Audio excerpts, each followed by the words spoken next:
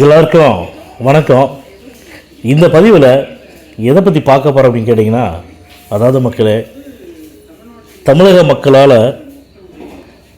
தனிப்பெரும் கட்சியாக தேர்ந்தெடுத்த தமிழக வெட்டிக்கழகத்தினுடைய தலைவர் தளபதி விஜய் அவர்களை முதலமைச்சராக இன்னும் பதவியேற்க ஆளுநர் அழைக்கவே இல்லை அப்படிங்கிறத மிகப்பெரிய ஒரு சதி திட்டமாக இருக்குது.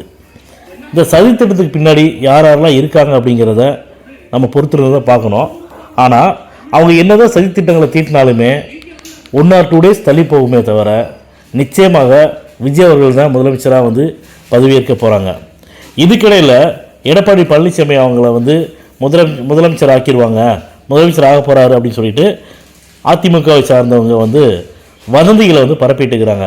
ஏற்கனவே இப்படி தான் தேர்தல் பிரச்சாரத்தப்போ என்ன சொன்னாங்கன்னா, தேர்தல் கூட்டணியப்போ தமிழக வெட்டிக்கழகத்துடைய கொடி அதிமுக கூட்டத்தில் பறக்குது அப்படின்னு சொல்லி எடப்பாடி பழனிசாமி ஐயா அவங்க பேசுனாங்க.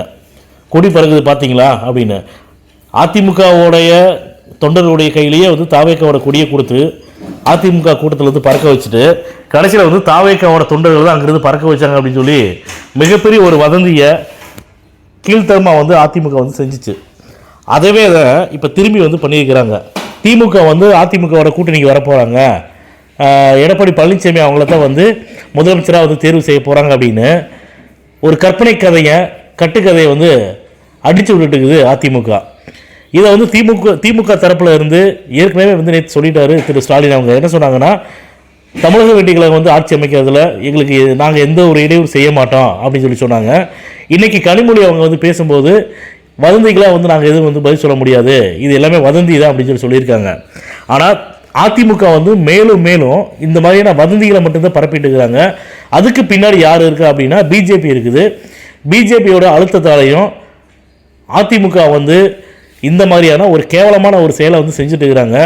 இது கடைசியில் எங்கே போய் முடியும் அப்படின்னு கேட்டிங்கன்னா, தமிழக வெட்டிக்கழகத்தை நம்பி தளபதி விஜய் அவர்களை நம்பி ஓட்டு போட்ட எவ்வளோ கோடி பேர் மக்கள் ஓட்டு போட்டாங்க.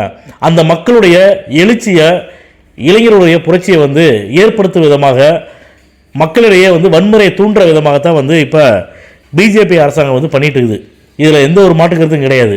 தமிழ்நாட்டுக்குள்ளே தமிழை அடிச்சுட்டு சாகணும், அதை பார்த்து கொண்டாடணும் அப்படிங்கிறத பாஜகவோட விருப்பமாக நான் இது வரைக்கும் நடந்த விஷயத்தை வச்சு எங்களுடைய தனிப்பட்ட கருத்தாக நாங்கள் பதிவு பண்ணுறோம். ஆனால் இதை எப்படி பண்ணனாலும் சரி, விஜய் அவர்கள் முதலமைச்சராகிறத எந்த ஒரு சக்தியாலும் நிச்சயமாக தடுக்க முடியாது. பதவி இப்போ விழா மட்டும்தான் கொஞ்சம் முன்ன பின்ன தள்ளி போவதே தவிர விஜய் தான் தமிழ்நாட்டோட முதலமைச்சராக